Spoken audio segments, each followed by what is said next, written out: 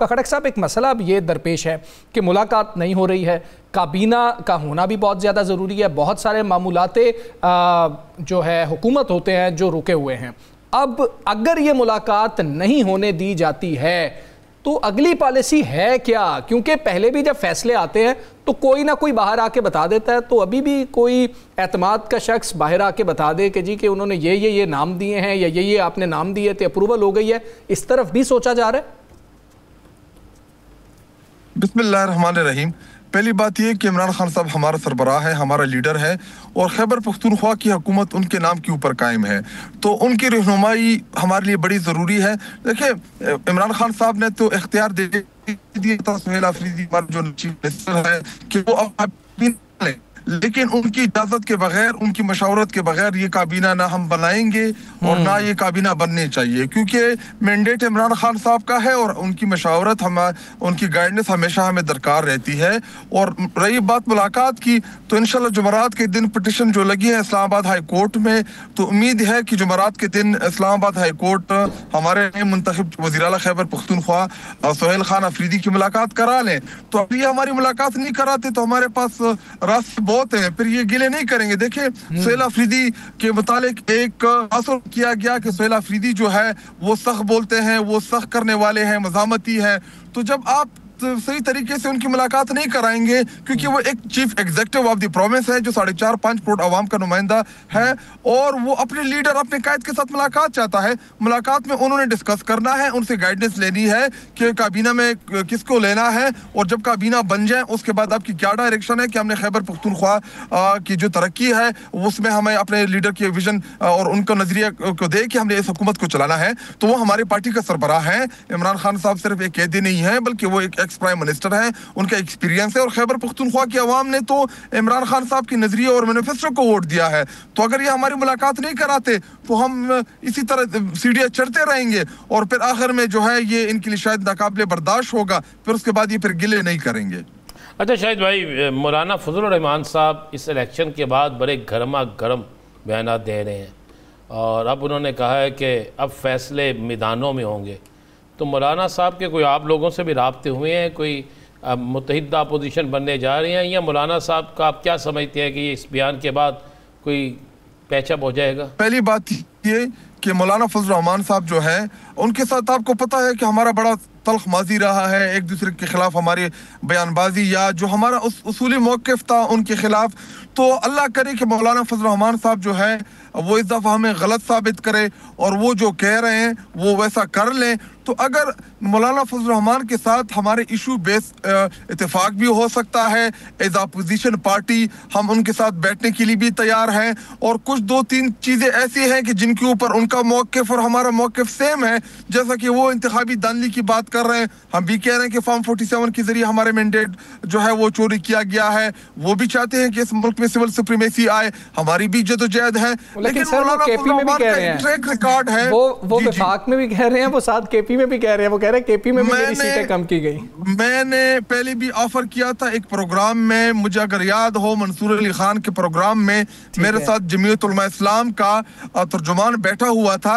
मैंने उसको ऑफर की कि आप मुझे हल्का बताएं, आपको जिन जिन हल्कों के ऊपर एतराज होगा हम आपको हल्के खोल के भी देंगे, रिकाउंट कराएंगे, वेरिफिकेशन चाहिए वेरिफिकेशन कराएंगे, क्योंकि हम खुद चाहते हैं कि जी इस इलेक्शन की इन्वेस्टिगेशन हो। तो अगर एक डिमांड हम कर रहे हैं और कोई दूसरी जमात हमारे खिलाफ ये डिमांड उनकी है तो हम इसको वेलकम भी करेंगे जिधर जिधर वो चाहेंगे। लेकिन असल में ये जमीयत उलमा इस्लाम जो है, इनका माजी जो है, इनका जो ट्रैक रिकॉर्ड है वो वैसे अच्छा नहीं रहा। लेकिन अल्लाह करे कि इस दफा मौलाना फजल रहमान जो है भाग जाए और अगर वो वाकई चाहते हैं कि वो कोई तहरीक खड़ी करें और वो मुत्तहिदा पोजीशन के प्लेटफॉर्म से हो, तो महमूद खान अशकज़ई साहब, हमारे जो बाकी हमारे एलाई हैं इस वक्त ईवान के अंदर, वो सब हम वहदतुल मुस्लिमीन जितने भी हैं वो हमारे साथ हैं। तो अगर एक प्लेटफॉर्म से वो हमारे साथ जदोजहद करेंगे तो मौलाना फजल रहमान के साथ हमें बैठने में कोई भी कबाहत नहीं है। साकिब साहब, खटक साहब ये बताइएगा कि एक तो इमरान खान साहब की रिहाई के हवाले से हम देख रहे हैं कि कोई मूवमेंट एज सच 26 नवंबर 2024 के बाद हमने नहीं देखी। بات بہت زیادہ کی گئی، خیبر پختونخوا کے اندر بڑے بڑے جلسے بھی ہوئے، سب کچھ ہوا، لیکن خیبر پختونخوا سے باہر یعنی کہ اسلام آباد، راولپنڈی، پنجاب، یہاں پہ کوئی ایسی موومنٹ نہیں ہوئی، بڑا کوئی آپ کا گیدرنگ نہیں ہوئی. تو عمران خان کی رہائی کے لیے کیا سہیل خان آفریدی کوئی احتجاجی تحریک شروع کر سکتے ہیں یا کریں گے، اور وہ کب تک ہو سکتی ہے؟ تاکہ بھائی ایک تو یہ کہ جب بھی عمران خان صاحب نے کال دی، خیبر پختونخوا نہیں بلکہ پنجاب، بلوچستان، سندھ کی عوام ان کی ہر کال کے اوپر انہوں نے لبیک کہا، وہ نکلے. دیکھیں 5 اگست کو انہوں نے کال دی، تو اگر آپ خیبر پختونخوا کے ساتھ پنجاب کو کمپیئر کریں تو 5 اگست کو پنجاب کی پرفارمنس خیبر پختونخوا سے بہتر تھی. جو 14 اگست کے اوپر عمران خان صاحب نے کہا 14 اگست کی پرفارمنس پنجاب کی ہم سے بہتر تھی. اسی طرح سندھ میں آپ دیکھیں عادل خلیم شیخ یا ہماری جو تنظیم ہے وہ ایکٹیو ہیں. اسی طرح بلوچستان میں ہر جگہ پہ ہماری ایکٹیویٹیز جو ہے وہ جاری ہے. اور رہی بات بڑی موومنٹ کھڑی کرنے کی، دیکھیں عمران خان صاحب نے ہمیں منع کیا تھا کہ اسلام آباد کی طرف آپ نے مارچ نہیں کرنا، لیکن اتوار کے دن انشاءاللہ میری ہی ضلع کرک میں ہم پہلا جلسہ رکھ رہے ہیں، وہاں سے ہم مومنٹم بلڈ اپ کریں گے. تو عمران خان صاحب کی جو بھی کال ہوگی، جیسا وہ کہیں گے، عمران خان صاحب کا حکم ہوگا، اس کی تعمیل ہوگی اور ہم آئیں گے. اسلام آباد بھی پاکستان کا حصہ ہے، ہم ادھر پرامن پروٹیسٹ کر بھی سکتے ہیں، جو کہ ہمارا آئین قانون ہمیں اجازت دیتا ہے. اسلام آباد کسی کے باپ کا جاگیر نہیں ہے. جب بھی ہم چاہیں گے، ہمارا لیڈر چاہے گا، ہم انشاءاللہ اسلام آباد کہ اس سرحدوں سے ہمارے قافلے ٹکرائیں گے جب عمران خان صاحب ہمیں اجازت دیں گے. خٹک صاحب صرف ایک لائن میرا سوال ہے کہ اگر فرض کرتے ہیں ہم 2.5 سال ہو گئے ہیں عمران خان صاحب کو جیل میں، اس وقت تک ان کی رہائی پر سرخ لکیر ہے، سرخ لکیر، تو وہ سرخ لکیر آپ مٹا لیں گے؟ دیکھیں 8 فروری کو بھی تو انہوں نے ہمارے اوپر سے سرخ لکیر لگائی تھی نا. انہوں نے کہا تھا کہ پی ٹی آئی نہیں ہوگی، تحریک انصاف سے نشان چھین لیا جائے گا. جو پورا ایپیسوڈ چلا تو یہ تو ہمیں پہلے سے پتا ہوتا تھا، کیونکہ یہ پاکستان ہمیں خود بتاتی تھی کہ جی آپ کے ساتھ نشان نہیں ہوگا، آپ لوگ جو ہوں گے انڈیپینڈنٹ ہوں گے، عمران خان کو جو ہے وہ جیل میں ہوگا، اور طرح طرح کی کہانیاں سناتے تھے. تو وہ ریڈ نشان تو پاکستانی قوم نے مٹا دیا. 8 فروری کو پاکستانی قوم نے عمران خان صاحب اور تحریک انصاف کے حق میں فیصلہ سنا کہ یہ کون ہوتے ریڈ لائن لگانے والے. ہاں عدلیہ سے ہمیں گلہ بھی ہے، ہمیں شکوہ بھی ہے کہ جو کردار عدلیہ کا بنتا تھا، جو عدلیہ نے اپنا کردار ادا کرنا تھا، بدقسمتی سے ہماری عدلیہ نے وہ کردار نہیں ادا کیا. اگر ہماری عدلیہ آزاد ہو تو عمران خان صاحب 800 دن سے زائد کا عرصہ جیل میں نہ گزارتے، کیونکہ ان کے اوپر تمام کے تمام کیسز پولیٹیکل بنیادوں کے اوپر بنائے گئے ہیں. آپ سائفر کو اٹھا کے دیکھ لیں پہلے. شاہد بھائی، بڑا کہا گیا کہ سہیل خان آفریدی نوجوان ہے، یہ عثمان بزدار 2 ثابت ہوگا، اس کو کوئی تجربہ نہیں ہے. لیکن آج پہلے دن ہی ان کے جو فیصلے ہیں اور آج پہلے دن ہی ان کے جو اقدامات ہیں، جو اعلان کیے ہیں انہوں نے، اور جس طرح اسمبلی میں تقریر کی، اس نے تو بہت سے لوگوں کو پریشان کر دیا. آپ کیا سمجھتے ہیں کہ سہیل آفریدی کے پی کے میں کپتان کی ویژن کے مطابق تبدیلی لا پائے گا؟ کیا بیوروکریسی قابو کر لیں گے آپ؟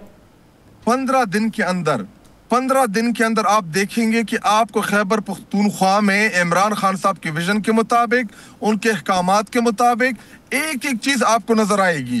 تو 15 دن میں آپ کو خیبر پختونخوا سے آوازیں آنا شروع ہو جائیں گی کہ وہاں پہ جو کرپشن کے خلاف ہماری جدوجہد ہے وہ آپ دیکھیں گے کہ اس کو منیمائز کریں گے.